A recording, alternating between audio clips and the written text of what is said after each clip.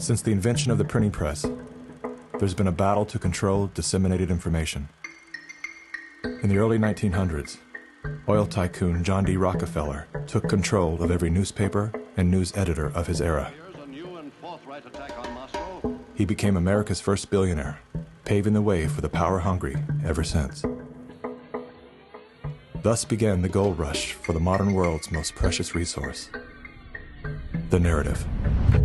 Do you have any people being paid by the CIA who are contributing to a major circulation American journal? During a Senate committee investigation, it was revealed that the CIA had been conducting a covert operation to infiltrate and control U.S. media. They called it Operation Mockingbird.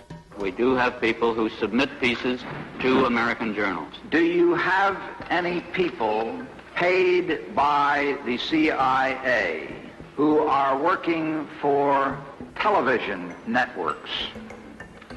This, I think, gets into the kind of details, Mr. Chairman, that I'd like to get into in executive session. Over 3,000 CIA contracted and trained operatives were placed in key positions within top media outlets. Posing as editors and journalists, these well-paid actors never dared to question the effect of their lives on the world beyond their cozy studio.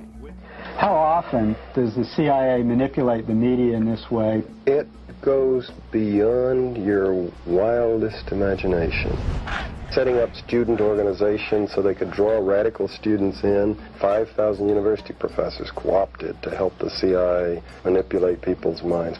Journalists in the U.S., including big-name journalists, co-opted to function routinely to help the CIA put out stories and biases to the world. As this 1952 CIA memo says, the aim is controlling an individual to the point where he will do our bidding against his will. It's a great brainwashing process to change the perception of reality of every American to such an extent no one is able to come to sensible conclusions in the interest of defending themselves, their families, their community, and their country. Would you say that continues today?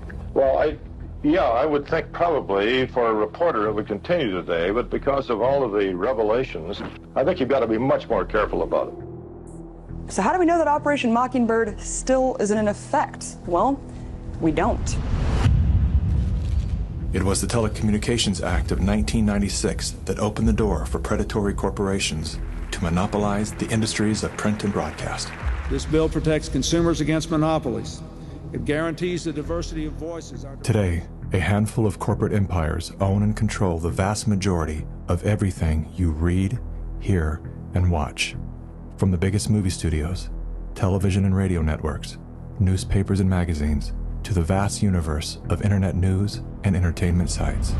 Amazon has transformed its operations in response to COVID-19 to protect employees and keep packages flowing. The company is keeping its employees safe and healthy while still delivering those packages to your doorstep. The company is keeping its employees safe. The company is keeping its employees safe. Millions of Americans staying at home are relying on Amazon. And that is how it works. It's like a house of mirrors, where you're seeing the same thing over and over and over again, except it's distorted.